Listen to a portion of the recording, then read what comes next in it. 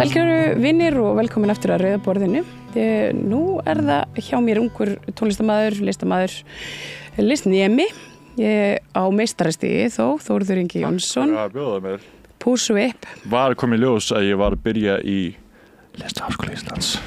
Töff. Er það ekki eitthvað svona eða er það eitthvað svona sem skemmir strítkredið manns eins og... Já, bara mjög mikið. Ég hef sérstaklega að tala gegn Listaháskóla Íslands. Þetta ákveðin lágpunktur á mínum ferli sem listamaður. Og ég bara, þeir eru að segja að ég sé #cancelled. Já, Nei, ég er að joka. Ég er svolítið veik fyrir þannig mönnum. Ég er mjög mikið að joka. Ég er actually, mér líður eins og ég sé get happy með árgangi minn af því ég var að byrja á annarri önninni í mastersnámi í tónlist. Já. Og ég var bara ég var í svona spun, ég var svona improvisation spunutíma sem að gerði svona mest fyrir mig á þessum tímanum. Og ég var bara vá hvað allir eru hæfileikaríkir og það er allt bara eins og það hljómar eins og þetta sé tónlistin sem spila á Rás 1. Allir hljómar eins og tónlistin sem spila á Rás 1. Vá! Og síðan voru meira segja svona klesur, svona Art School Confidential klesur, svona Theater Kate og Gömmi Kjánar og þetta, ég var bara ég vissi ekki að það væri alveg neð til. Sem var að gera svona skattsyngja og bara rústa þessu. Það var alltaf að gera eitthvað svona abstrakt dæmi. Nei, mér freak this, gera eitthvað sem ég var bara, ég horfa á kennarana og svona. Þú fórst til með kennarana. Við erum með Rás 1, ég vinn á Rás 1 sem verktakgerindar, en við erum, hvað er það, avantgard, fremstur í flokki, listsköpunar og svo framvegis. Það er mjög erfitt fyrir mig að, þú veist, ekki vera evrópskt snobb, þú veist, ég tek það mjög alvarlega. Talandi evrópskt snobb,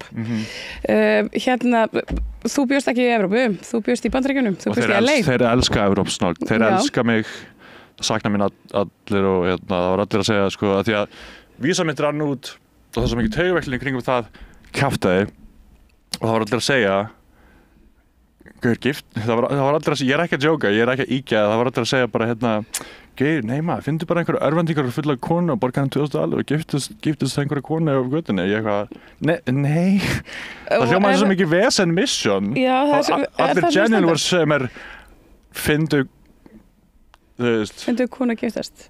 En þú eru kannski ágætt að þú ert ekki giftur, það er náttúrulega geisa eldar í Los Angeles borg. Ég var ekki að nenna þessu fucking, það var allir bara, Gauður, bara ég meina einmitt konu sem er búin að gefast upp á allir, hún vantar einmitt 2000 alveg. Já. Og bara þetta mun taka 6 mánuði pluss af lífinu að þykjast eiga líf með einhverju örvendingar fullar konu og ég bara að bjarga lífinu með einhverjum 2000 dölum frá Lín. Já, það hljómar ekki fallega. Þú þekkir fullt af fólki í borginni. Og bara eitt að bæta við bara mjög, I had a big problem with this.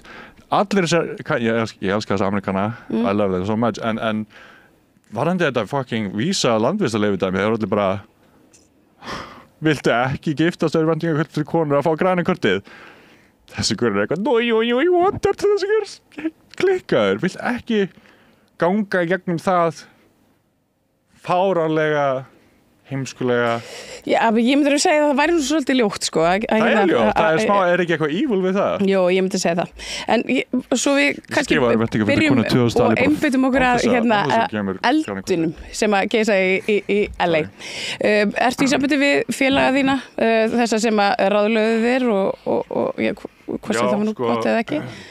Ég er mjög ánægður að búin að vera tjekka á fólki, maður, þú veist, sér dálítið svona panoptikon heildarsýn af öllu eins mikið maður getur á Instagram og öðrum samfélagsmiðlum og sem betur fyrir svona virðist eftir því sem ég best veit engin mjög náinn mér búin að sko, þú veist, brenna bara eins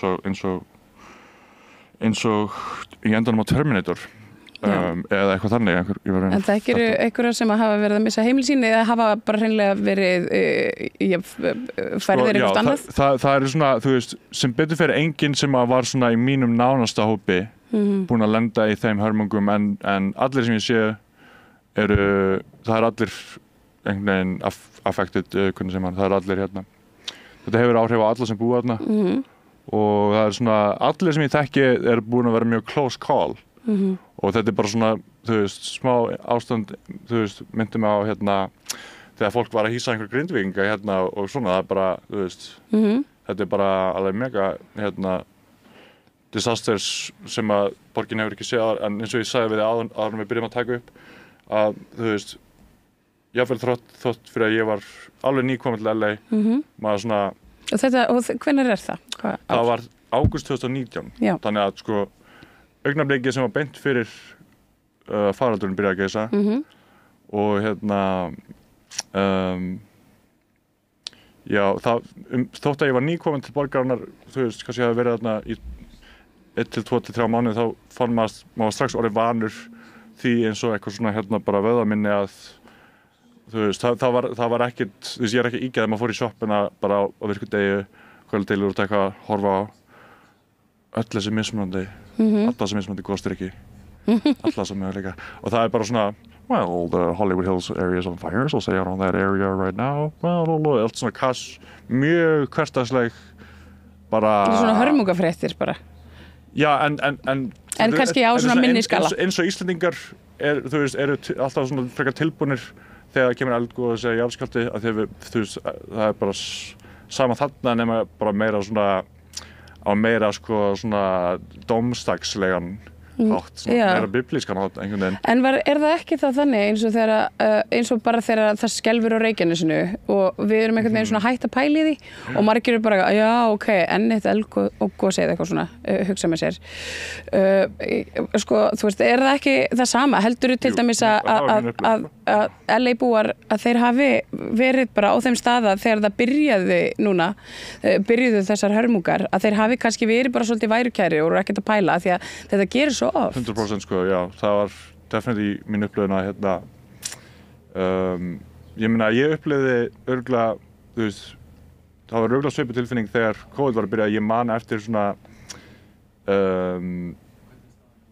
hvernig svona alvaran rampaðist upp og fólk var ekki alveg tilbúið til að þú veist, þetta var ennþá þannig að maður í lestinni að fólk var að gera þú veist þetta, þú veist, eins og það myndi gera eitthvað skilju og síðan svona hægt og saman byrjaði alveg að rampast upp og síðan fann maður einn daginn og svona ok, núna panikmomenti sko. Þannig að það hefur definitely örugglega átt sér staðna líka í þessu tilfelli og hérna þetta alveg heilu hverfin sem að bara verðast hafa bara fuðrað upp. Altadena sem fyrir ofan Pasadena, það sko við ekki að tala eins og allir viti það er svo mörg hverfi Los Angeles svona eins og margar borgir raunin frekar en einn borg allt svolítið dreift út og þú veist það er mismunandi borgarstjórnir fyrir mismunandi svæði, já, einmitt og Pasadena er aldrei svona þú veist, langt í burtu frá Hollywood svona útkverfi sem að allt er svona næs fjallaláft og alfjallunum og allir svona kurteisir að halda hurðinni fyrir þig og ekki svona hérna, einhverjir, þú veist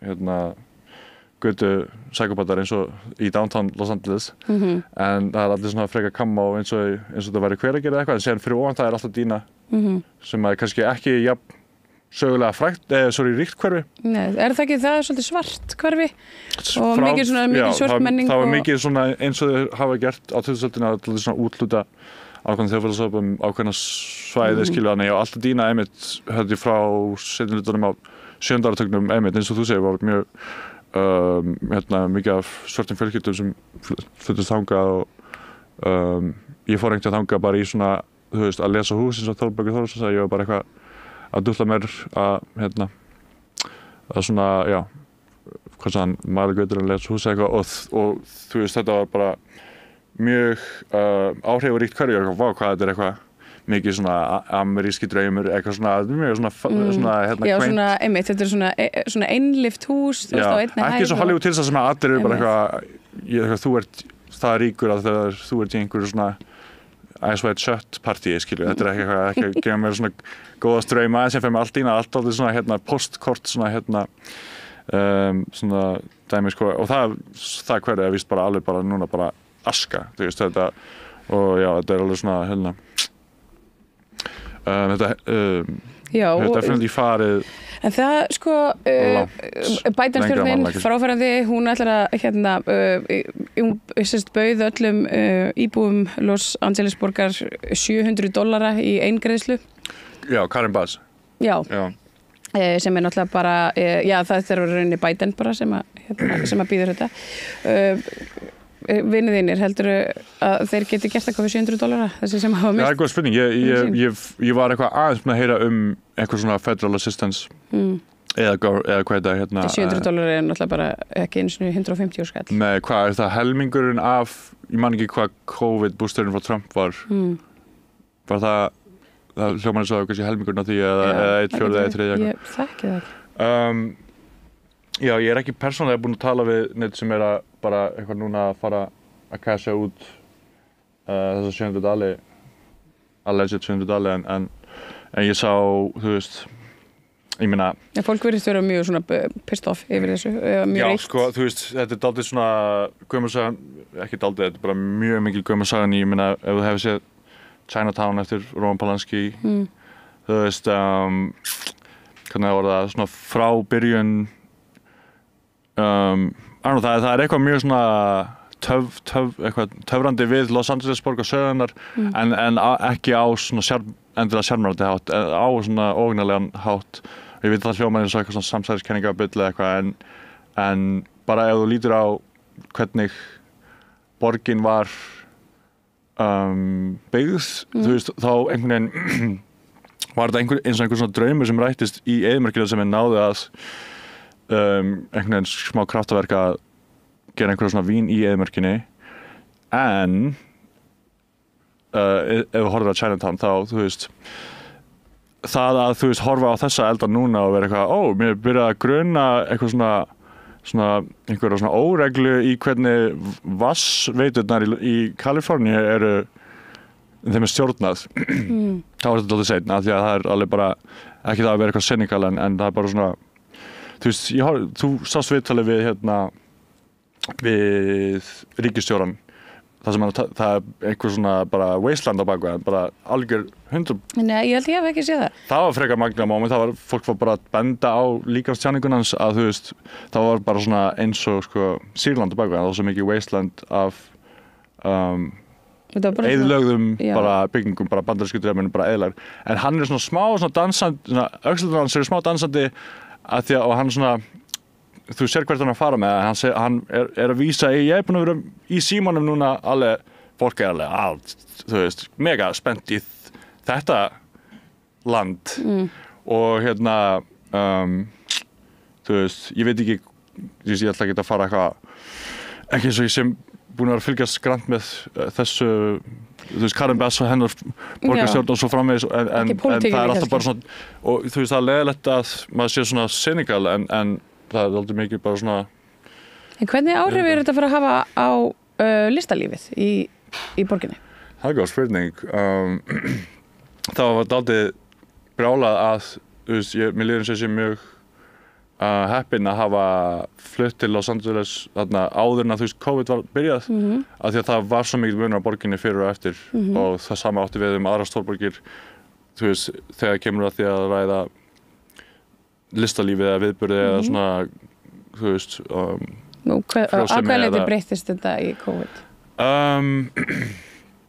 Það var allt í henni bara eins og fólk væri bara ekki lengur út á götunni en ég bjó í Koreatown sem að þú veist, þú labbaðir niður á fórstu vinstri þegar þú komst út úr íbúðum minn og þá varstu bara svona svolítið í Mexico 8th Street þar sem að var voða mikið svona líf og fjör á götunni þú veist, eins og á mörgum öðrum stöðum í Koreatown eða kannski South Central eða einhvers staðar svona meira svona urban svæðum en síðan ég veit ekki, ég var svona mjög lengi að reyna að setja fingurinn á hvað hefði breyst en svona stórum dráttum Fentanyl?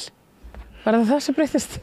Já, það er ekkert Það var svona mín tilfinning, ég fór til Bandaríkjanna núna fyrir ári síðan eða 1,5 ári síðan ég fór til Denver og var svo aðeins þarna í Colorado fylki í heimsókn og fjölskyldu og og ég tók eftir því að sko frá því að ég hafði verið í Bandaríkjunum nokkrum árum áður einmitt fyrir COVID og allt þetta þá það var rosalega mikill munur einmitt á lífinu og fjörinu út og götum og og bara eitthvað svona þú veist umferðinni og allir þegar fólki sem maður sá það var eitthvað svona kriplað af fentanýl neyslu.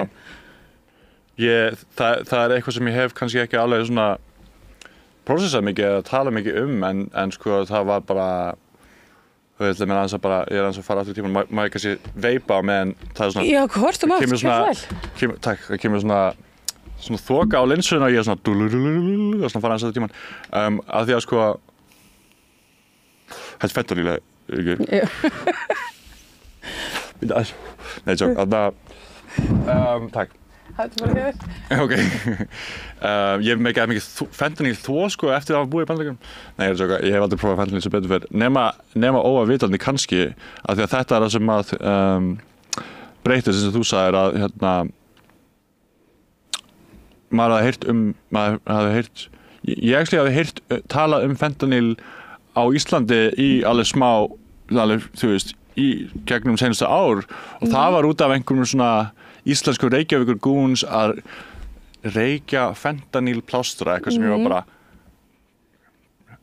plástur meina sem þú setur á bátið ég er alltaf þú veist ég held að ég var alltaf kúltiveraður fyrir þetta bara ég held að ég er greinilega saklaus fyrir að reykja þessa plástra ég hef aldrei heyrt það skipti og það var bara eitthvað svona wow það er alltaf crazy en síðan sumarið sem að ég flutti loksumars haustið þá einmitt það er svona eins og þá hafi svona vofan algjörlega svona eða þú veist í Exorcist þegar djöfullinn er búinn að gjörsamlega taka yfir þú veist líkama lítið stelpunar þá er þetta aldrei ég er að tala þetta svona léttúðulega en ég vil segja það því að ég hef kannski ekki prósessað það bara tilfinningarlega að sko ég flutti ágað ágúst 2019 og við þurfum ekki að tala þetta alltaf lengi þetta er svona dánir en ég þurfti síðan að flýja land í febrúar eða mars 2020 þetta var að byrja að vera svona ok, það er greinilega mjög alvarlegt og síðan kem ég heim og þá bara þú veist sko, leið mér bara að ég geta það 1, 2 3 af allan að 3 af svona fólki sem ég myndi segja voru svona fyrst fólkinu sem ég kynntist náið og voru svona, myndi ég segja alveg nánir vinir þannig séð, þótt að ég var nýbúin að kynnast og þetta var, þú veist, Kanarí í Los Angeles það var svona fólki sem ég maður heitir svo mikið fólki, en þetta var svona já, það voru bara nánir vinir, já. Ég var svona alveg, þú veist, náinn og þau, alveg 3 ástöðum tíma bara í byrjun af COVID voru svona, sem að heyrðum eitthvað þau dóu öll í sögurnar voru alltaf svona accidental overdose þannig að það var eitthvað sem var í einhverjum lyfjaskammt sem að þau áttu að hafa snert eða komist í snertingu við eða keypt eða tekið eða hvað eina að það hafi verið svona óvart skulum við segja óvart overdose og það voru 3 til að byrja með sem var fólk sem ég þekkti mjög vel ég var bara þú veist mjög einhvern veginn óraunverulegt og ég hef kannski ekki ennþá alveg einhvern veginn þú veist prósessað það en það var ekki það eina fólki það var bara þetta einhvern veginn snjóboltinn fór að rúlla og síðan núna í fyrra held ég byrjaði ég að heyra svona atvik á Íslandi því að það er að segja einhver fær einhvern götuskamt af einhverjum neysluskammti af einhvers konar ólöglega vímuefni sem að var annarkvort viljandi eða óviljandi eða hvað svona íblöndunarefnið var já, það hafi verið einhver svona leifar af þessu fentanýl sem er svo svo rosalega hættulegt en Þórður, hvað varst að gera úti í LA? Af hverju fluttirðu? Varst í námi? Prófa fentanýl nei, það er ósvalt þú veist ég var á nemenda svona studentvísa sem var svona mín átilla til að geta verið þarna en ég fekk fyrst svona associate gráðu og síðan BA gráðu í hljóðtækni í LA Film School en þú veist að því að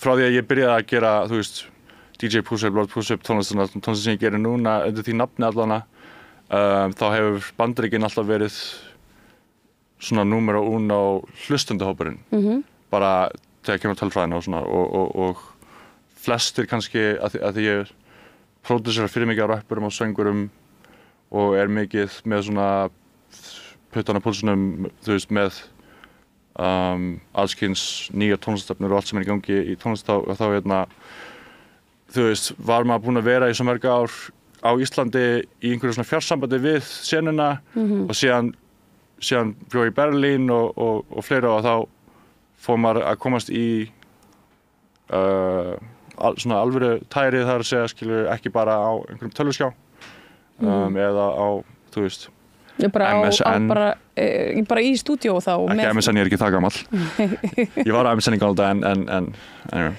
já að það var mér að því ég hafði reyndar það var smá kannski hljómar hippalega en ég hafði búið í ekki Los Angeles, ég hafði búið í Oakland Hills the Bay Area sem þú veist flowin fyrir utan Los Angeles sem þú veist Berkeley, Oakland, San Francisco og ég bjóð þar þegar ég var svona 13-14 ára með fjölskyldunum minni og það hljóma svo eitthvað svona hippalega og ég veist maður aðstæðanlega að segja þetta en það var bara svona Gauð, fucking Cali, man, gauð til að þetta ég var bara svona, ég var svona ég veist, feimni svona að því við höfum verið í grandaskóla það er aldrei fucked up að koma úr grandaskóla og síðan ertu bara þú veist, top of the world, við erum í 7. bekk og við erum festir og við erum pönkarar og við erum með ekstra mikið attitude og sem fyrir 8. bekk og þá bara einhverjir, þú veist hvaða emo að gera þetta já, það í hagaskóla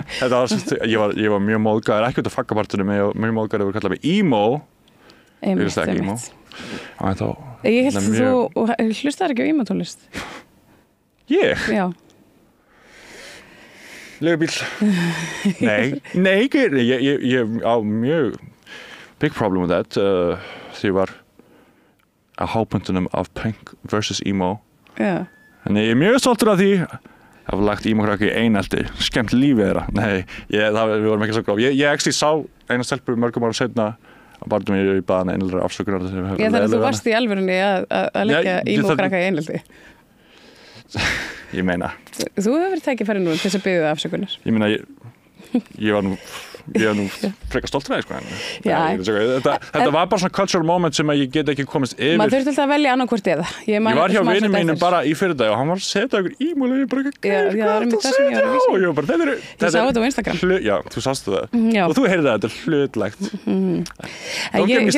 þú myndist á fjölskylduna þína nú ert þú mikið nepo baby ég hlusta á emo-tónlist já, ég var að vonast til að þú myndi byrja þess ég myndi kalla það nepo baby ég var bara að tala þetta getum við aðeins rifjað þetta upp er þetta ekki, að því ég þú veist, er búin að búið til að mín ásökun ég ekki alveg svona mjög smá út úr og búin að vera smá út úr með þjóðfélagsumræðan og allt sem er í gangi en er þetta ekki það sem gerist kona sem var svona ekki það þekkt nafn í skáldskaparheiminum eða ritheiminum eða fjölmiðla umhverfinu á Íslandi skrifar bara, þú veist, einhverja svona grein á bloggið sitt bendir á þess, hún var bendað á svona það augljósa í rauninni og síðan var þú veist heimildin eða hún kollaði út Auði Jónsdóttir eða einhvern bara nepo baby inn í rithöfunda var það ekki þannig sem það gerðist? Jú, það var ljóskáld ég man nú ekki alveg hvað hún heitir hún afsakið það en þetta var svona smá hún hefur skrifað ljóðabækur og svona prósa en sko bara til að því að þetta var svo gaman að sjá þetta ég var svona on the sidelines í Bandaríkjunum að horfa á þetta gerast hún, þessi Guð blessi þessu konu hún myndist ekki á Kellin en hún myndist á þú veist alla the usual suspects og ég er bara greinlega underground til að vera en það eru foreldrar þínir og bróðir ekki sko það sem ég ætla að segja long story long er að það voru svona greinar sem voru þessa grein sem voru svona bla bla og þannig var einhver sem myndist á mig og sen held ég að koma í Mörtu Maríu á MBL og það mynda mér það var myndað þær já, var það að því þú varst svona tvöfalt nepo baby Í rauninni, já. Viltu kannski segja bara því að nú tölum við svona eins og allir þekki foreldra þína og þig og þína ættarsögu. Hver eru mamma þín og pabbi? Kem úr mikilli lista og fjölmiðla fjölskyldu sem ástæðan fyrir að ég nú að bjóða mig fram í forystu Sjálfstæðisflokksins. Nei, ég er sjóka. Ég var að fatta daginn hvað mitt nebo moment var. Ég held að ég veit ekki hvort að ég sé að expósa pappa minn þetta, en manstu þegar pabbi, Jón Ársæll, hann var með þáttinn Sjálfstætt fólk, manstu þegar Íraksstríðið var, þá var einhver svona íslensk kona sem fór að berast með bandaríska herdum og hann fór eitthvað með, hann var í Írak 2003, eitthvað cirka Já, fórum með eitthvað svona friðargæslu, geta hafa verið eitthvað svona, já. Eða var það eitthvað annars? Það var íslensk kona sem var held ég að berjast með, friðargæslu eða bandaríska herdum eða eitthvað. Og ég man að glemast að ég var að fara í skólan. Ég var bara í grunnskóla, granndaskóla og pabbi var bara heimasímanum, það var þannig landlína og ég vissi cirka bát hver Reynir Trausta var, ég vissi að það var gæðin sem var með DFF, þegar DFF voru sko mest Ruthless Records, hérna tímabilið og þá var, þú veist, forsíðan held ég hafi verið, þann morgun hafi verið hérna svona samsett mynd sem var sko mamma með svona krosslaðar hendur gerð svona ósátt. Steinun var það sem mamma mín myndtökuverðin Steinun Þórhallsdóttir. Hún var Steinun mjög hrædd Jón í Írak eða eitthvað og pabbi var að snappa á Reynir Trausta símanum. Ég veit að ég sé að expósa allt mikið hérna en síðan var fyrsta skipti sem að ég ég vann á DFF undir Reyni og Sinnans Jón Trausta í mörg ár aðallega á netvakt en ég var bæði að skrifa fyrir internetið og blaði og síðan var ég á fréttablaðinu og blað þannig að, ég var fyrst lærlingur á Greipin þannig byrjaði mitt fjölmiðla blað en ég var að fatta skuldaði Reynir Trausta kannski pappa greiða af því að pappi var svo pirraður út í hans fyrir hérna eftir að hafa verið hann var svona Reynir svona eins og ég hef svona með svona hérna fist to the sky sko og Reynir var eitthvað sorry þannig ég var eitthvað, var það kannski mitt nebo moment þar sem að pabbi var eitthvað Reynir, skuldum að greiða manstu eftir Íraks stundinu Já, þegar þú var svo þannig að það er ekki það fucking alveg wow, sue me nefndur sem nebo baby give me a fucking break maður en það er, þú hefur sko þú hefur svona fyrir fótspor beggja foreldra þína Já, ég meina, þú veist Er það þess svona órólegur? Ég var mjög spenntur. Toga í þig svona tveir heimar. Ég var að bíða eftir þessu mómenti til að ég geti Já, getur útskýrt hérna. Það ég geti debunkað þessar samsæðiskenningar. Já. Og hérna í rauninni bara árásir á mína persónu. Já. Nei, það var bara að finna að ég var svona, hún að fara að minnast á þetta stórkostlega Fjölskyldumynstur? Nei, þú veist, fjölskyldumynstur 1. Mjög heilbrigt mynstur, hvað ég bæta við. Ég var hún að fara að bæta þetta moment af því að ég var svona stundum að vera skilur í eitthvað LA að fara á vísi.is stundum mannlíf.is sjá það Reynir Trausta saman það var svona it didn't feel quite real sem ég var eitthvað býtu ég í Mörtu Maríu Smartland og það er mynd af mér Já, og ég var vel til hafður á myndinni Já, það er flott, ég finnst þú alveg ræfilegur núna. Takk. Svo kannski við hérna tölum aðeins meira LA því að þetta er nú svo hérna svona, þetta er bara að gerast. Hver er staðan þar núna? Veistu það? Hérna, eru ennþá logandi eldar bara þarna út allt eða er búið að ná að slökkva? Já, sko, ég er ekki, þú veist, hérna, man on the street núna með sko beint sambandi en ég get ímyndað mér að þú veist, ég var að horfa á svona forlátið af skandalnum fólk var alveg sko að taka hana í reskæti, þú veist, hún var alveg tekin að beini í Sky News, ég veit ekki hvort þú sást hana í Sky News Nei, þegar hún var að koma úr fríi sko Ég var lítið fylgst með þessu þessari viku, ég var bara að treysta á þig ég mæli mig að horfa á Karen Bass að koma úr fríi og að því að þú veist Já, menn þú var í útlöndum þegar þetta gerist breskur fjölmiðlum að hann er alveg svona að þetta er mjög bara, þú veist og þetta mjög intense moment, en hún var með engin svör þarna til að byrja með og síðan held ég bara örugglega saman dag þá var ég kannski að fara með randmál, hún var konan sem var yfir allavega ákveðin svæði af slökkviliðinu í Los Angeles fylki. Jafnvel bara yfir manneskjan sem var yfir slökkviliðinu í fylkinu. Gervöldu fylkinu, hún var spurð, þú veist, hún var svona, blaðamaður var svona að reyna að grilla hana smá, hún sagði, þú veist, did they fail you? Og hún sagði, já. Og síðan næsta sem ég sá var fjölmiðlafundur með borgarstjórunum og henni, þar sem að greina allir búin að, við þurfum aðeins að eitthvað svona. Svona lappa upp og hérna og í myndina. Já, af því að þetta var greinlega smá, því að sko, hérna, það auðvitað mjög mikilvægt að halda einhverjum svona einingu á meðan á eitthvað svona. En það voru svona, en the optics lítu ekki vel út og ég veit ekki mikið Karen Bass var borgarstjórnarkosningarnar voru í gangi þegar ég var þarna undir lokin og það eina sem ég heyrði frá fólki í kringum mig var það var enginn sem var að elska Karen Bass sem var kosin af demókrötum sem borgarstjóri. Svo hinn sem var að keppa á mótinu var Gavin Newsom sem svona ultra-republikani þekktur sem svona frekar svona næstu í svona cartoonish smá gæi. Heldur hann hefði getað gert þetta betur? Já, það, sko, ég er ekki mann að spyrja, en það eina sem ég heyrði Newsom versus hana þegar þau voru að keppast var hann allan var með eitthvað plan, það er það sem ég heyrði fólk segja. Það var að tala aðalega the homeless problem eða unhoused eins og það kalla. Já, en hvernig, ég meina, af hverju notaðu ekki bara sjóinn til þess að slökkva þessi elda? Ég meina, vinir mínir í LA voru að segja bara, gauð, þeir eru hjá sjónum. Ég vildi að ég veri, þú veist, ég var... Það er það sem þau geta litið hérna til Vestmannaeyja og Reykjanes. Já, ég vildi að ég var sko á málabraut þannig að þau kendu mér gagnlegri hluti eins og latínu. Nei, ég hef genuinely hugsað býtu, sjórinn right there, hello. Akkur létið ekki mig stjórna vassstjórnin Kaliforníu fylkis. Ég hef alveg getað redda þessu. Já, sem núna einmitt eitthvað svona spillingar. Heimsku kanónmaður. Ops.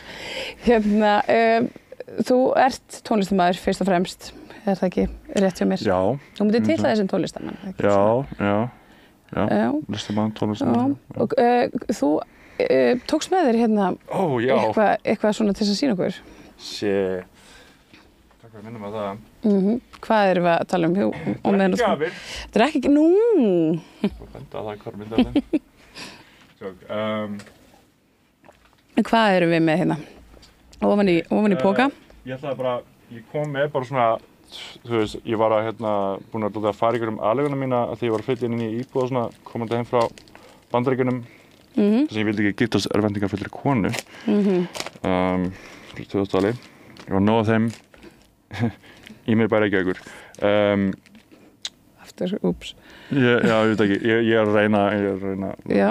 Það er svo mikla hörmungar í gangi, ég er svona reyna switch it up. Ég tók bara það sem stóð mér næst við hendi af einhverju svona Lord Push-Up útgáfan sem ég hef staðið næri. Þetta var fyrsta sem ég greip í og er... Og þú kannski útskýrir bara, hvaðan kemur þetta nafn, Lord Push-Up? Einu sinni skrifaði ég árið 2013 í fréttablaðið og heitir Pussy Whip. Það var algeng ritvilla. Já. Ég var bara svolítið mikið... Ég og heimspekideild Háskóla Íslands vorum bara svolítið mikið að ræða Jacques Lacan, hugmyndina the lack, skortinn af, ég ætla ekki að fara, ég ætla ekki að gera X-rated, þú veist hvað þessi franska heimsmyngar eru. Já, einmitt. En ég var búinn að vinna að mjög langri ritgerð og síðan bara það einhvern veginn gleymdist þessi ritgerð og nafnið varð til? Já, DJ Push-Whip og síðan var það Lord Push-Whip og þessi ritgerð, ég get reynt að leita hann en já, en var mjög fræðilegt. En hvað er með í höndunum? Já, ef að þið hafi heyrt Bjarka, þann stórkostlega tónlistarmann, Bjarka Rúnar Sigurðsson, hann var svona eins og svona hvað heitir á endurreistan tímabilinu í Ítalíu, hann var svona, gerði teknotónlist fyrir mig. Þetta var fyrsta vínilplatan sem var gefin út með nafni Lord Puswip árið 2018, ég bjó í Berlín, Hand of Glory. Stórkostleg svona stuttur lagalisti sem að Bjarki mjög að smekka, hann sendi honum bara, ég svona þekktur meira úr einhverju svona punk og tilrauna tónlistar og hip-hop, underground hip-hop hefði með síðan fluttið til Berlínar og þá var svona og fórstu meira út í elektróníska? Já, bara ég hafði aldrei svona almennilega skilið þannig séð svona techno eða house eða eitthvað svona sjarman að ég hafði aldrei skilið what the big dealio var sko. Og sem fór til Berlín og eitthvað, ok, þetta er frekar cool. Og og af hverju tókstu þessa plötu með? Af því að hún bara, ég tók allt sem ég sá sem var með andlitið mína og ég bara eitthvað, oh my god, það kemst ekki fyrir mér Og við ætlum líka að fá að heyra eitthvað af tónlistinni við hérna. Ég sendi einhver lög, 3 lög, right? Ef það væri hægt að skella þeim hér, já, og það er merch og flott, þetta er flott. Takk fyrir að gefa mig tækifæri að auglýsa sjálf mig. Já, það er bara ekkert mál. Er eitthvað döfinni hjá Puswip?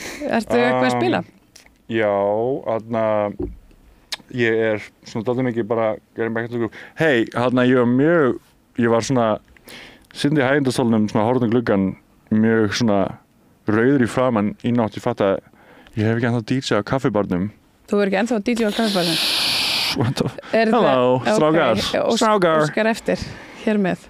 En þannig að þú ert ekki að fara að DJ á kaffibarnum, en hvað er það að fara að gera næst? Sorry, ég er ekki að fara að DJ á kaffibarnum. Ég held að þetta hefði verið momentið sem að ég hefði verið eitthvað, fuck! Aldrei að vita. Við glemdum að bóka, og síðan sagði hann, ok, ég ætla ekki að fara að DJ á kaffibarnum, ég eitthvað, fuck!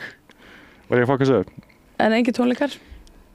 Það sem að er, Þú hefur verið að vinna með öðrum hljómsveitum líka? Já, ég er alltaf, einhvern veginn, það er svo mikið alltaf í gangi, ég reyna að hljóma mjög svona organisera með þetta, en ég er búinn að vera síðan 2021 að hjálpa mikið eða svona, ég hef alltaf verið með eitthvað svona að bjóða mína hjálparhönd fram við fólk, þú veist, sem er kannski að taka fyrsta skrefin og svo framvegis og ég elska, þú veist, bara hjálpa til og þú veist, það er ekki það sem pródúser gerir að þú veist, svona hvernig sem maður að leiða hugmyndina til lykta og gera hlutina veruleika fyrir listamenn og svona, eða reyna það allan og reyna að hjálpa til. Þannig ég og allir bestu vinir stofnum Heavy Knife Records sem er svona sjálfstæð plötuútgáfa, neða við höfum verið að, þú veist, gefa yngri sem myndir í fót með einhverju fjármagni, bara svona passion project. Og þú veist, það má nefna, við erum búin að gefa út Space Station, búin að gefa út After Party Angel, Kosoba, Alaska. Það gott að minnast þetta að 2 af þessum lögum sem við getum hlustað á eru óútgefin lögum með 2 artistum sem eru Alaska 1867 sem er rappari og söngkona og Kosoba og mér sem er ungur maður sem er rappari og pródúser og listamæður. Já. Og er hægt að fá lag hér upp? Engir tónleikar sem eru held ég á dagskráni eða að segja komið með dagsetningar, en það er alltaf að, þú veist, vera að publicera núna þetta smá. Ég vil ekki jinxa fyrir sjálf mér. En kaffibarinn með alveg bókum mig til DJ. Pabbi minn að vera svona, ekki, þú verður að láta það má ekki segja það er bad look. Damn it! Þú fékkst nú góð ráð áður en nú komst hingað, ertu búin að fara eftir þeim alveg? Ég vona það. Það var ekki, ég held að þetta myndi vera í beinni, fuck, ég var svo stressaður sko, þannig að þetta aðeins létti til, byrti aðeins til þarna þegar ég fatt að, heiði já.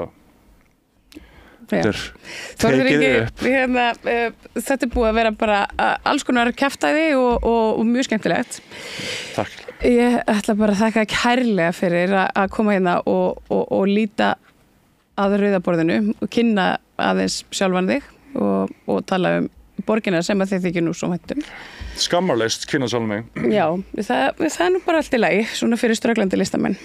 Viltu giska á hvað þetta er? Rass. Þetta eru þýskir listamenn sem að gerðu, þetta er þess að plata minn Lord Push Up Rich, sem var tilnefnd til tveggja tónlistarverðlaunanna, vann ekki. Það gengur þetta betur næst. Já, en ég spurði hann, hvað er á bakhofinu? Hann eitthvað, this is a child holding this hand for his eyes because the nuclear bomb is exploding, eitthvað. Wow. Og ég elskar þjóðfyrir, þannig að já, þetta var bara badd sem þú veist að sem er að horfa svona í gegnum fingur sér. Og honum fannst þetta að vera geð. Það er bara mjög valið, ég er sammála honum. Þórður Ingi, Lord Push Whip, þakka kærlega fyrir komuna. Takk kærlega fyrir mig. Já, og hér skulum við setja endapunktinn í kvöld. Okkar góðu hlustendum og gestum þökkum við kærlega fyrir Pétri Fellsteð og Laufey Lindahl fyrir útsendinguna og auðvitað mínu góða samstarfsfólki þakka ég kærlega fyrir samveruna í kvöld og minni á að hægt er að gerast áskrifendasamstöðinni á samstöðin.is. Fyrir hóflegt gjald er hægt að styðja hér við bakið á grasrótarstarfi og í fjölmiðlum á Íslandi og ég myndi segja að þetta veri eins dæmi og einstakt tækifæri að gerast hér meðeigandi í þessu flotta mómenti sem hér er að eiga sér stað. Kærar þakkir og góða nótt. Ég er ekki fucking grúppi, ég þarf ekki fucking hátalara til að þú takir mér alvarlega. Sérðu ekki hvert ég ætla mér, nenni ekki þessu fólki fucking sér. Talaðu við mig og ég fer bara að stæla litna menn, kunna ekki jamma, bitches fucking lame, Horfðu á mig, segðu að þú elskir mig, svo ég geti fucka upp og dippað á þig. En með naglir og shit, ég er tobacco bitch. Segðu það á Samstöðinni. Samstöðin er í eigu hlustenda, áhorfenda og lesenda. Sláist í hópinn og gerist áskrifendur.